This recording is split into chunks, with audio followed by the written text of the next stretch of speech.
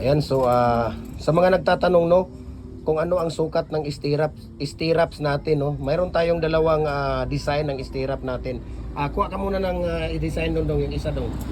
Kuha ka muna ng isang design diyan. Saka yung isang design pa. Isa. Ayan, papakita natin sa kanila para mayroon na silang idea kasi ang dami na nag-order sa atin ng mga Dragon Post molder at saka pins concrete post doon Luzon, Visayas, Mindanao. No? Grabe sobra. Nadit po tayo ngayon sa ating tawag dito. Ayan. So, ito po yung dalawang design, no? Ayan. So, yung unang gawin niya ay ang unang papakita namin ito po. So, ang sukat nito sa hindi pa natin natupi ay nasa tawag dito. Tingnan natin. Nasa 13 inches, okay?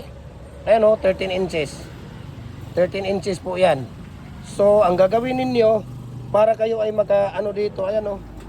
Kailangan ninyong gayahin ito, no, para makagawa tayo ng ganito. Okay? So, ano mo dong? Gawin mo na. Sige. Okay? So, ito ay parang Y, no? Ito po i-stirrup natin para sa ating Dragon Fruit post at saka sa ating pins concrete post natin, no? Napakatibay po siya. Bakit? Hindi natin ginawang C na parang lang na ilalagay mo lang kaagad doon. So, talagang matibay siya. Ayan, tingnan natin ha. So ganito lang pagka ayan, kitang-kita na ninyo yan. So 13 inches po yan. Okay? Okay. Tapos na, pagilagay dito. Okay. So yan no. Tingnan niyo, 13 inches po yan. So ngayon, itong isa, yung ganito na naman ang gagawin natin ito. Okay? Ganyan. So dito natin ilalagay. Parang igaganon natin yan yung mayay. Ayan o, pag naglagay ng stirrup yan, ipapatong siya. So yan ang tingnan natin kung ilang inches po ito. So tingnan natin dito.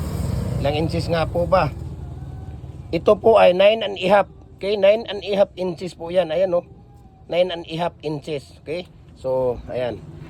Sige dong, gawin mo na yung tawag dito. Okay.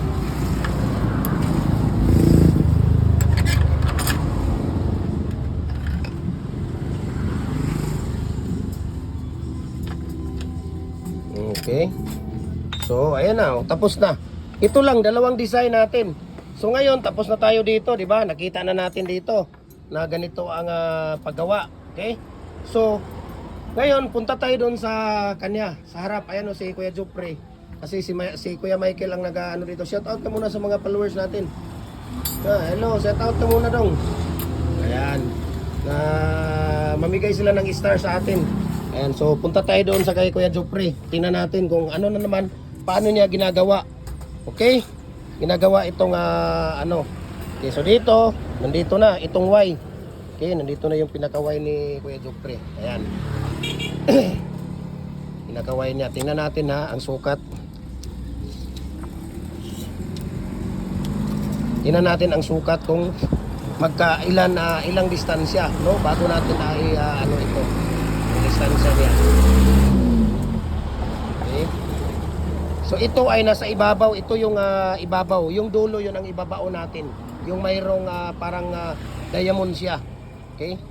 So ngayon tingnan natin dito kung ano ang sukat. Okay, nandito si Kuya Jopre. Ayan. So here we go. Tingnan natin kung ano ang distansya dito sa niya. Sa sukat niya dito. Ayun yung mga concrete post natin, ang dami. Kita niyo yan, gawa natin yan para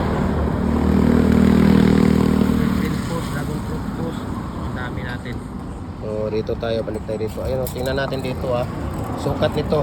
Okay, so ang sukat dito ay nasa 3 inches. Ayan 3 inches dito sa pinaka ibabaw, yung unang stirrup mo na paglalagyan mo. Ayan 3 inches. Tapos mula dyan sa 3 inches, dito na tayo sa 1 feet. Ayan 1 feet ang sukat niya. 1 feet. So itong ginagawa natin ay 6 feet po ito. So 1 feet. Dito sa kabila 1 feet na naman yan. Ayan 1 feet. Yan ay pangatlo na. Okay, 1 feet. Dito na naman sa kabila. Ayan 1 feet ang distansya niya. Pang-apat na po yan. Okay, 1 feet na yan.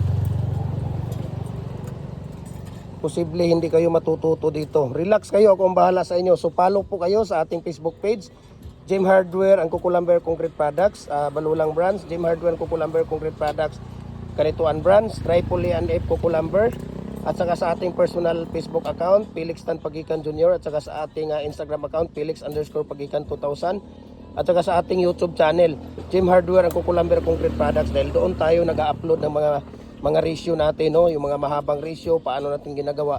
So nagdi-deliver rin tayo Luzon, Visayas, Mindanao. Okay? Decorative molds, concrete molds, RCPC pipe culvert. Ayan, tingnan ninyo. 1 feet din yan. So pang 5. Pang 6 natin dito. Ayan, no? Pang 6 natin. Ayan. So ito na yung tawag dito.